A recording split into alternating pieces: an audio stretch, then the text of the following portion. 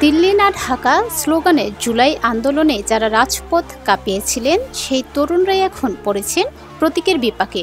নির্বাচনী প্রতীক নিয়ে দীর্ঘায়িত হচ্ছে জটিলতা। শুরু থেকেই দলটি শাপলা ফুলকে তাদের প্রতীক হিসেবে দাবি করে আসছে, কিন্তু নির্বাচন কমিশনের সংরক্ষিত প্রতীকের তালিকায় শাপলা নেই। এই প্রেক্ষিতে ইসি গত 30 সেপ্টেম্বর এনসিপিকে চিঠি দিয়ে জানায় 7 অক্টোবরের মধ্যে তালিকাভুক্ত প্রতীক থেকে একটি বেছে নিতে হবে। জীবন অবাক না করলে কে করবে? 28% মিল্ক ফ্যাটের অবাক করার সাথে ফ্রেশ মিল্ক পাউডার। জীবন অবাক করুক প্রতিদিন। এনসিপি যুগ্ম সদস্য সচিব ও আইন সম্পাদক জহিরুল ইসলাম মুসা জানিয়েছেন, তারা চিঠির জবাব দেবেন, তবে তাদের অবস্থান অপরিবর্তিত থাকবে।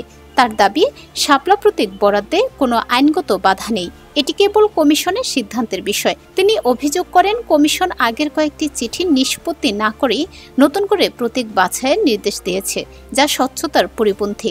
দলটির দেওয়া প্রথম চিঠিতে প্রতীকের ক্রম অনুসারে উল্লেখ ছিল শাপলা, কলম ও মোবাইল। পরে আবার সংশোধনী দিয়ে জানানো হয় শাপলা, সাদা শাপলা ও লাল শাপলা।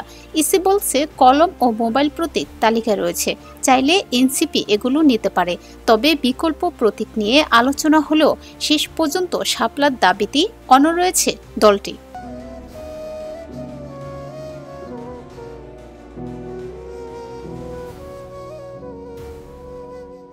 মুসার ভাষ্য, শাপলা প্রতীক নিয়ে মানুষের মধ্যে ইতিমধ্যেই একটি আত্মিক বন্ধন তৈরি হয়েছে, তাই সমর্থক ও শুভাকাঙ্ক্ষীদের চাপের কারণে বিকল্প ভাবনায় যাওয়া সম্ভব নয়। উল্লেখ্য, বাংলাদেশে জুলাই আন্দোলনে ছাত্র নেতৃত্বের গড়া এই রাজনৈতিক দলটি গত 1 বছর ধরে আলোচনা রয়েছে।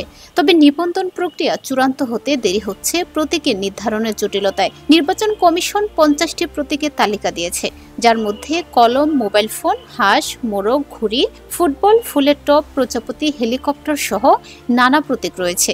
তবু এনসিপি শাপলা প্রতীক ছাড়া অন্য কিছু মানতে রাজি নয়। ফলে দলটির নিবন্ধন প্রক্রিয়া আরও দীর্ঘায়িত হওয়ার আশঙ্কা তৈরি হয়েছে।